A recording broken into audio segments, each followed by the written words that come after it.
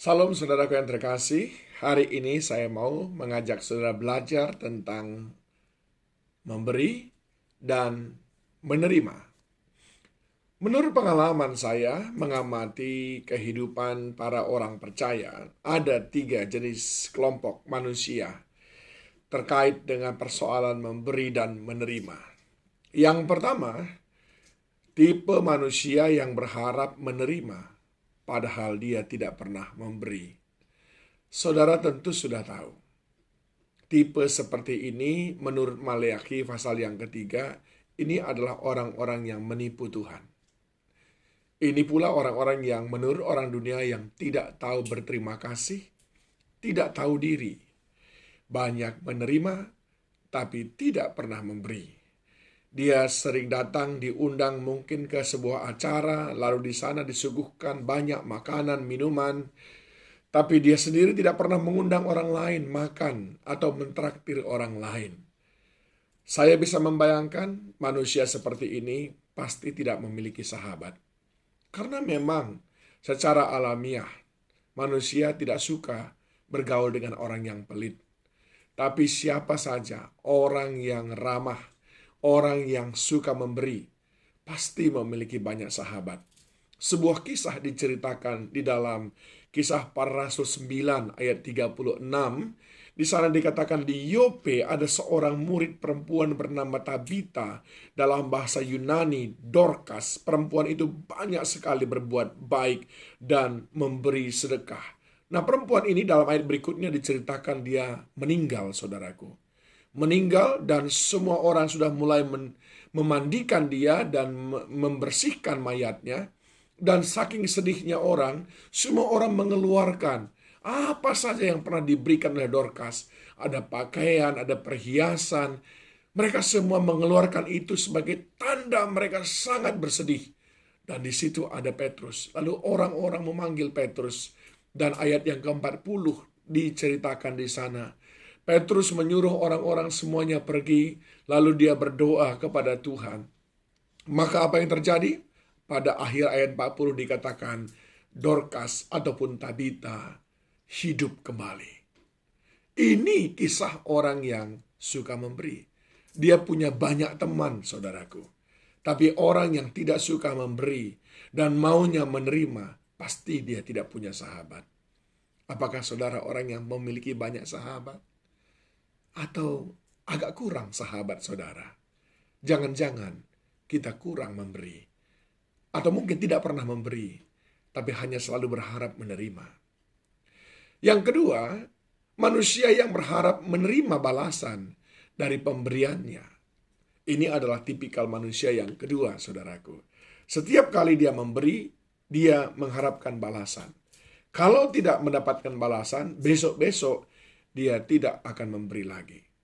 Nah, di dalam ayat ke 38 Lukas 6 dikatakan, berilah dan kamu akan diberi suatu takaran yang baik, yang didapatkan, yang dipadatkan, yang digoncangkan dan yang tumpah keluar akan dicurahkan ke dalam ribaanmu, sebab ukuran yang kamu pakai untuk mengukur akan diukurkan kepadamu. Nah, orang ini sama dengan menganut sistem tabur tuai, saudaraku. Dan itu sangat-sangat ditekankan di dalam pengajaran Tuhan Yesus. Bahkan Yesus Kristus berkata, ketika engkau memberi itu dengan niat yang baik, dengan niat memuliakan Bapamu di surga, maka dia berkata, padamu akan diberi. Bahkan dengan takaran yang dipadatkan, yang digoncangkan, tentu lebih banyak daripada yang engkau berikan sebelumnya. Namun saudaraku, perlu dicatat baik-baik. Pada waktu kita memberi itu, biarlah kita melakukannya bukan karena kita mengharapkan balasan. Sebab kalau kita mengharapkan balasan, maka akan tiba waktunya kita kecewa, lalu kita berhenti memberi.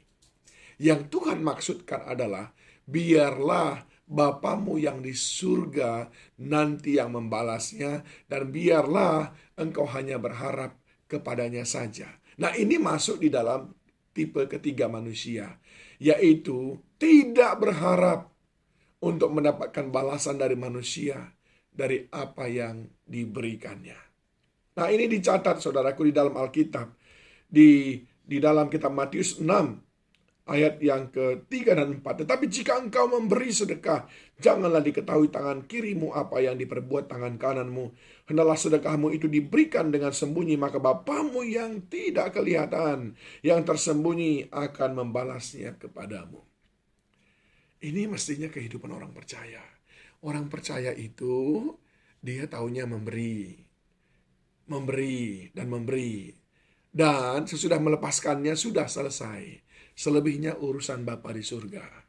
Kalau ada orang percaya masih sukanya menuntut untuk menerima, untuk diperhatikan, untuk dikasihi, masih perlu banyak belajar dari kehidupan Tuhan Yesus Kristus. Apalagi kita yang tidak pernah memberi, lalu kita berharap menerima. Kita tidak pernah mengunjungi orang yang sakit, kita berharap dikunjungi. Kita tidak pernah datang ketika orang bersusah payah, tidak pernah menolong orang lain yang sedang terpuruk, lalu kita berharap kita ditolong ketika kita sedang terpuruk.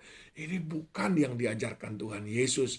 Mungkin gereja mengajarkan ini sebelumnya. Mungkin komunitas saudara mengajarkan ini sebelumnya.